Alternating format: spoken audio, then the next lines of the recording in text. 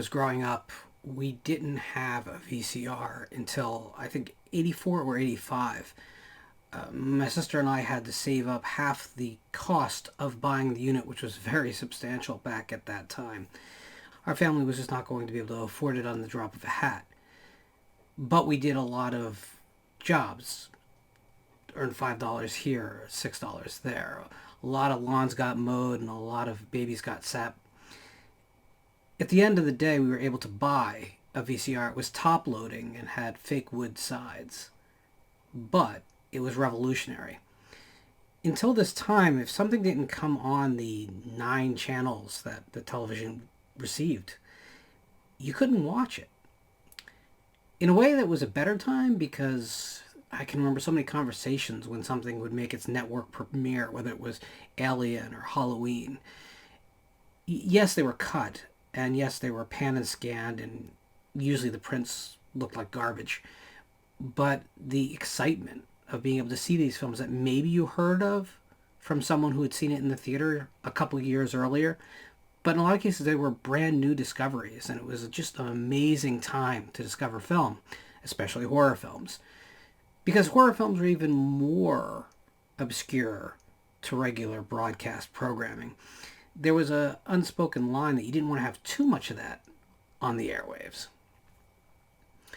The VCR changed that, and every trip to the rental shop was like crossing the ocean and discovering a new continent every single time. And it was just a remarkable period. But the problem with rental video stores was, of course, you had to return the tapes. So, yeah, you'd probably eventually rent it again, because none of those shops in those early days had a real depth to their library. You were going to have to revisit things just to have stuff to rent and watch. In the late 80s, though, something started to happen in local department stores. They started having video sections, usually right next to their LP and cassette music selections. But there wasn't much there. There's a commonly believed falsehood that Top Gun was the first sell-through of videotape that anyone could go and buy. That's very, very, very far from true. It's true that Top Gun was the first blockbuster mainstream release that upon release on video cassette was immediately available at a price where most people could afford it. But there were plenty of pre-recorded video cassettes on the market for anyone who wanted to shell out the money.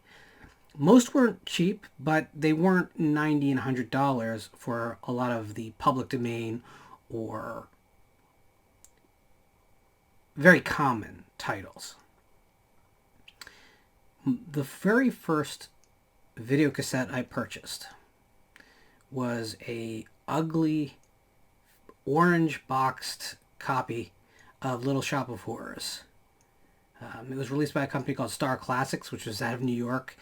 And their whole modus operandi in those days was to find public domain films, usually record them right off a television broadcast, snip out any identification that it was from a cable broadcast or even over-the-air broadcast, and release them to the market. They were completely legal to do this, of course. They were regular operations. But, of course, the titles weren't Friday the 13th and The Shining. They were things like Little Shop of Horrors and The Terror. And that was the second video cassette that I ever purchased, was a copy of The Terror. But that original copy of Little Shop of Horrors on Star Classics in that ugly orange box, it holds a really special place in my heart because it was the first time I could own a horror movie, or any movie for that matter, but specifically a horror movie.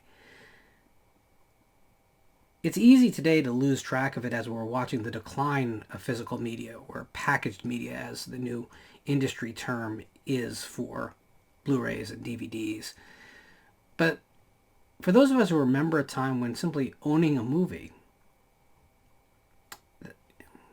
was revolutionary, there's a strange context that arises. Whereas today, as the waters recede and less time remains of us just being able to click on a link and buy a movie, and it shows up 2 days later with your Amazon Prime free shipping.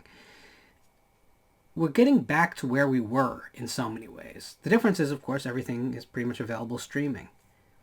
But that access to everything has a downside. And that downside is it's not special to find movies anymore. The art of discovery is cheap, disposable. Movies are commodities more today than they've ever been before. That special confluence of art and entertainment and a young man's developing sense of who they are, that movie's played such an important role, at least in my life, that is getting lost in the equation. And we can decry that all day long, but that's not what I'm here to do. What I'm here to do is talk about me opening a box from my closet. I was looking for something for our video that I intended at some point do, and I didn't find that thing. But, and I don't know, if you would have made a bet with me about whether I still possessed any of those early videotapes from my childhood, I would have told you, no, I won't take that bet. But amazingly, Star Classics' Little Shop of Horrors was in that box. A little bit worse for wear, crunched on one side. Great packaging at the time where the box was bigger than the item.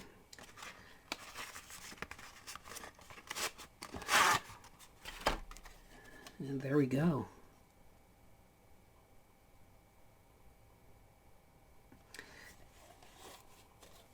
I don't know how many times I put this into that top loading and then later on into the front loading VCRs that followed it and watched this movie. I can't even imagine it. It has to be an obscene number of times. And it's tied into my youth in a way it's kind of indescribable. Everyone has relics from their formative years.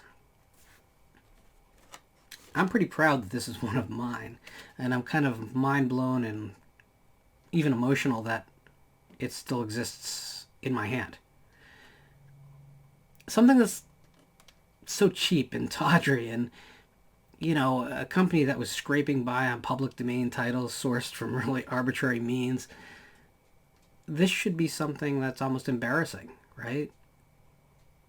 But it's not. It's exactly the opposite, in fact. This is a thing of wonder. There's not even a still from the film on the back. This is how you could market a movie back in those days and sell it to someone like me.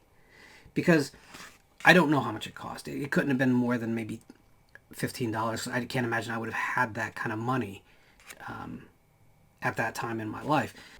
The people who released this movie could not have known how much it would change a life. First in a very little way, and then in a much larger way. Because with every rewatch, the heart grew. And a silly little cheap gallows humor flick from Roger Corman becomes part of the bedrock that a fandom is built on. And you know, today we have a very similar role to play as these early video cassettes. I bought Little Shop of Horrors not because I knew much about the movie, if anything. I vaguely remember television commercials for the musical, which was new on Broadway, which I wouldn't have had an interest in. But it was the only horror film that was on the rack at the department store. So today, young kids in their formative years that have an interest in horror don't have a department store experience like I had. They don't take a hard left at the checkout counters down past the cosmetics and finally to the cabinets of VHS titles where you had to get an associate to open to get what you wanted. But there was a few titles that were cheap enough that they were just on the regular racks, and that's what Little Shop of Horrors was. That experience is my experience. It's not the experience of people coming up now. They need us to share with them the good stuff. Both the new good stuff that you just discovered on streaming and the stuff from years gone by. the stuff from overseas that perhaps they dismiss because it's not in English, and the stuff that's being made in the backyards of America all across this country every day as indies. They're aware of A Quiet Place and Halloween Kills. They need you to dig deeper for them, the same way those department stores, by stocking whatever they could for the price they knew they could get, did back in the day. So you play an important role. You're a part of this community. Make sure you're having those conversations. If you're at a convention waiting in a line for a signature that's going to cost you $80, turn to the guy next to you in line and say, "Hey, nice shirt," and start a conversation. Because he's seen a film that's going to be close to your heart when you see it. And you've seen one that's going to change his life. And maybe, much like a cheap old VHS tape, that conversation will be the building block for that person's future fandom. Maybe it's about us now. It's not about physical things. So as we watch physical media recede, perhaps we need to fill that gap. Perhaps we shouldn't be relying on Amazon and Prime shipping and Black Friday sales. Maybe it's really about you and I. Maybe it always has been. I'm nostalgic for the past, but I'm more excited for the future. In the last few years, there's been so many small films that have captured my imagination and made me really look forward to seeing where the genre goes from here.